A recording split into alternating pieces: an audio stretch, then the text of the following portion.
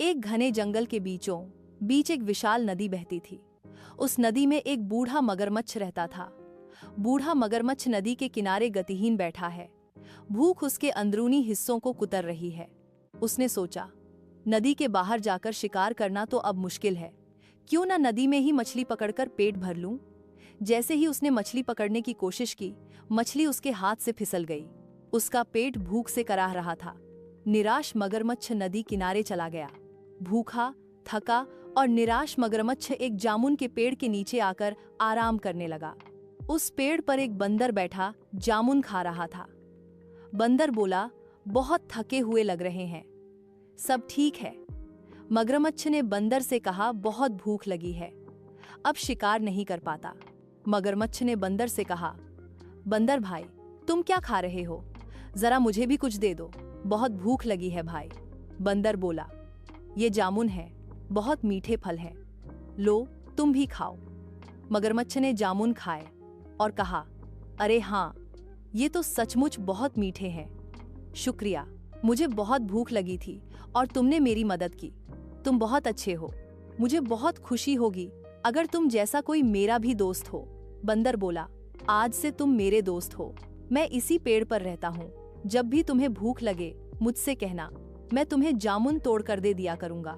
वे अब बहुत अच्छे दोस्त बन चुके थे। कभी मगरमच्छ पेड़ के पास आकर खेलता, तो कभी बंदर मगरमच्छ की पीठ पर बैठकर नदी की सैर करता। इस तरह मगरमच्छ रोज नदी के किनारे आता और बंदर उसे जामुन खिलाता। एक दिन मगरमच्छ ने कहा, बंदर भाई, मैं ये जामुन अपनी पत्नी को भी खिलाना चाहता हूँ। मगरमच्छ ने बंदर से जामुन लिए और अपनी पत्नी के लिए नदी के उस पार चला गया, जहाँ उसकी पत्नी रहती थी। पत्नी ने कहा, जामुन तो बहुत मीठे हैं। जब ये जामुन इतने मीठे हैं और तुम्हारा दोस्त बंदर रोज इन्हें खाता है, मैं सोच रही हूँ कि उसका दिल कितना मीठा होगा। और वैसे भी बहुत तुम मुझे उसका दिल लाकर दो ना। मगरमच्छ और उसकी पत्नी जोरदार झगड़ा करते हैं।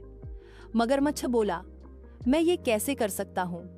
बंदर मेरा दोस्त है, मैंने उससे खाना खाया है और अब मैं उसकी जान ले लूं? मैं उसके साथ धोखा कैसे कर सकता हूँ? पत्नी बोली, मुझे कुछ नहीं सुनना, मुझे बस उसका दिल चाहिए। जाओ और मुझे ला कर दो। पत्नी की जिद के आगे मगरमच्छ मजबूर हो गया। फिर बिना मन के चालाक योजना के लिए सिर हिला देता है। मगरमच्छ जामुन के पेड़ के नीचे बंदर के पास पहुंचता है ताकि उसे अपने घर चलने के लिए मना सके। बंदर भाई, मेरी पत्नी तुम्हारे दिए जामुन खाकर बहुत खुश हुई है। उसने तुम्हें खाने पर बुलाया है। चलो, आज मेरे घर चलकर हमारे साथ ही भोजन करना। बंदर बोला, हाँ चलो ना। बंदर ने खुशी से हाँ कर दी और दोनों चल दिए। मगरमच्छ बंदर को नदी के पार ले जाता है। पानी की सतह पर धूप नाचती है।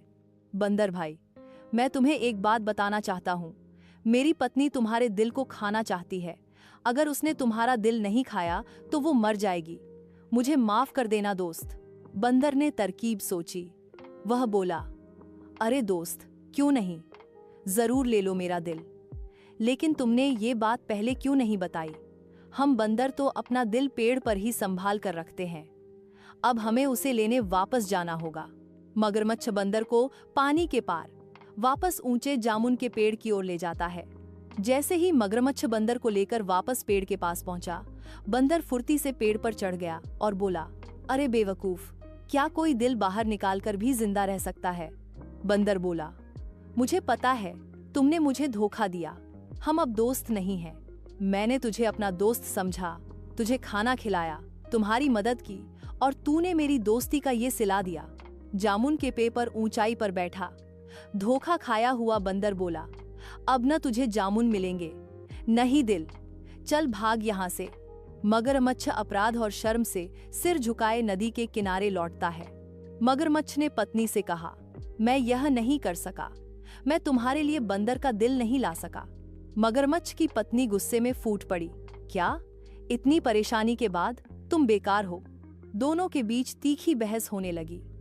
मगरमच्छ दोस्ती का हवाला देता रहा, लेकिन उसकी पत्नी को सिर्फ बंदर का दिल चाहिए था। मगरमच्छ को धीरे धीरे अपनी गलती का एहसास होता है। मगरमच्छ उदास होकर नदी किनारे बैठ गया और सोचने लगा, मैंने एक अच्छा दोस्त खो दिया और मीठे जामुन भी। बहती हुई नदी अब उसे सुकून नहीं दे रही थी। उसे एहसास हुआ कि उसने अपने सच्चे दोस्त के साथ कितना बड़ा धोखा किया। पछतावे से उसका दिल भर गया और पहली बार उसने खुद को पूरी तरह अकेला महसूस किया। बंदर मीठे फल का आनंद ले रहा है।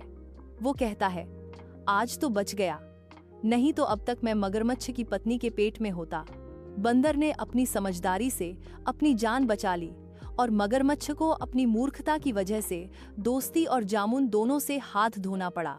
इस कहानी से हमें सीख मिलती है कि मुश्किल वक्त में घबराना नहीं चाहिए, बल्कि बंदर की तरह समझदारी से काम लेना चाहिए। और कभी किसी मजबूरी में भी जिसे हमने दोस्त बनाया हो, उसी के साथ धोखा नहीं करना चाहिए।